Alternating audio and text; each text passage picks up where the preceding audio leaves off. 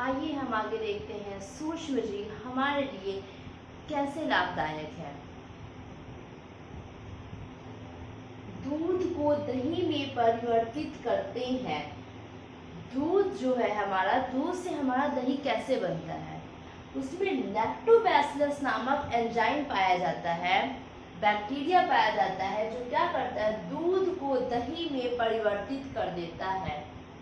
जब आप दूध लेते हैं उससे आप दही कैसे बनाते हैं, बॉयल दूध को लेते हैं, उसमें थोड़ा सा 2 चम्मच दही डाल देते हैं और रात भर के लिए रख देते हैं। तो क्या होता है, सुबह जब आप देखते हैं तो पूरा दूध दही बन जाता है। दही कैसे बनता है, लैक्टोबैसिलस जो एंजाइम होता है वो अपनी संख्या को बढ़ा देता है और थोड़े से दही से ढेर सारी दही बन जाती है। तो ये हमारे लिए बेनिफिट हुआ ना। अब सेकेंड पॉइंट है ब्रेड, केक व अन्य खाद्य पदार्थ बनाने में। जब आप ब्रेड खाते हैं, केक खाते हैं या अदर चीज भी खाते हैं, जो स्पंज जैसी चीजें होती है जो आप खाते हैं, तो वो कैसे फूलती हैं? कभी आपने सोचा ये चीज कैसे फूलती हैं? वो सब सूक्ष्म जीव के कारण ही फूलती हैं। जैसे आप भटूरे खाते हो तो भटूरा क्या होता है, वो फूलता है। मैदे में क्या करते हैं, हम दही को ऐड करते हैं, दही में क्या होता है, लैक्टोबैसिलस, तो क्या करता है, वो भटूरे के आटे को फुला देता है। उसमें क्या होता है, ईस्ट होती है। अगर सोचिए, अगर आपको भटूरा बनाना है तो आप भटूरा कैसे बनाएंगे? तो भटूरे में क्या करते हैं, हम ईस्ट मिलाते हैं। ईस्ट क्या करता है, ईस्ट अपना श्वसन जब करता है तो वो CO2 को छोड़ता है। CO2 जब छोड़ता है तो आटे में बुलबुले जैसा हो जाता है, जिसके कारण क्या होता है, और संख्या उसकी जब बढ़ती है ईस्ट की तो वो फैलने लगती है, वो वृद्धि करता है, तो वो क्या हो जाती है, फूल जाती है, फूल के ज्यादा हो जाती है। आप थोड़ा सा भटूरा सानिए और उसके बाद ना ढेर सारा हो जाता है। किसके कारण होता है, ईस्ट के कारण। तो ये भी हमारे लिए बेनिफिट हुआ खाने में। अब आते हैं तीसरे पॉइंट पे, चीनी व स्टार्च का किण्वन कर अल्कोहल बनाने में।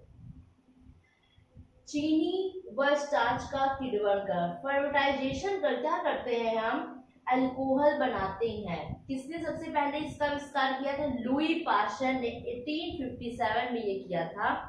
उन्होंने चीनी लिया था, चीनी में ईस्ट को मिलाया था और उसको क्या किया था, उससे अल्कोहल का निर्माण कर गया था।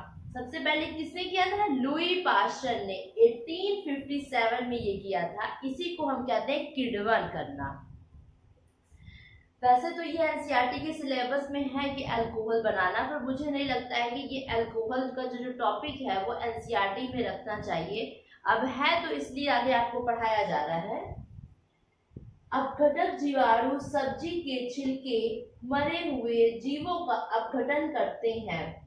ये बहुत ही जरूरी होता है हमारे नेचर के लिए।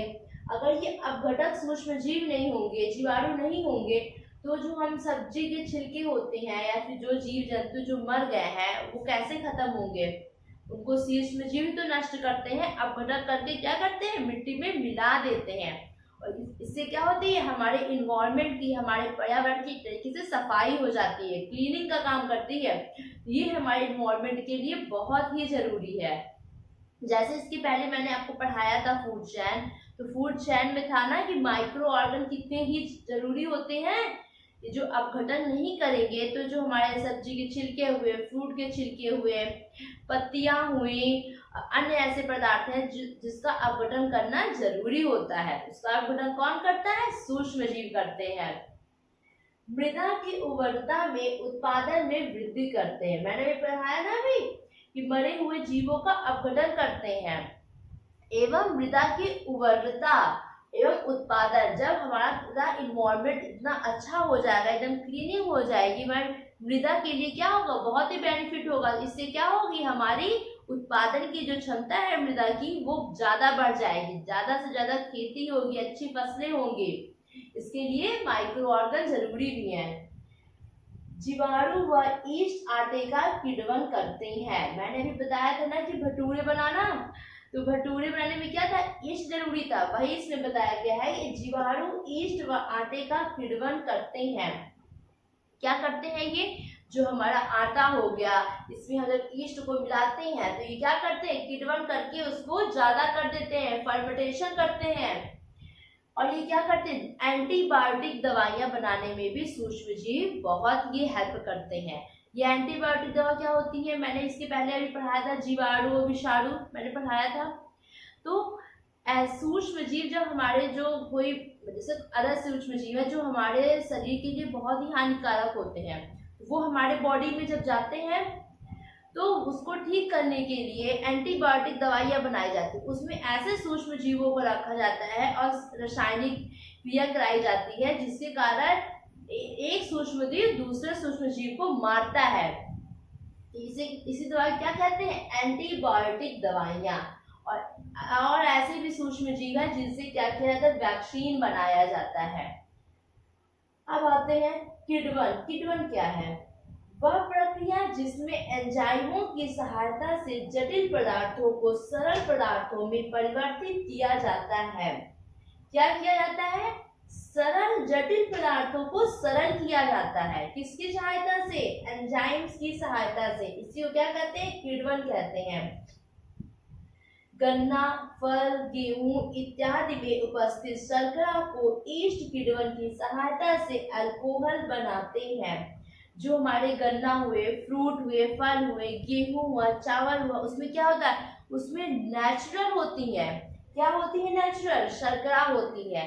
जो नेचुरल शर्करा या चीनी जो मीठापन होता है उसमें क्या करते हैं, उसमें ईस्ट को मिलाते हैं जिससे क्या बनता है, अल्कोहल बनता है।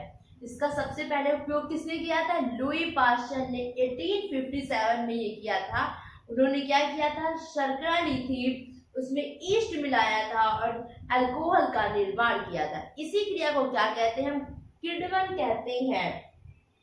ईस्ट क्या करते हैं, ईस्ट क्या होते हैं, ये जनन करते हैं।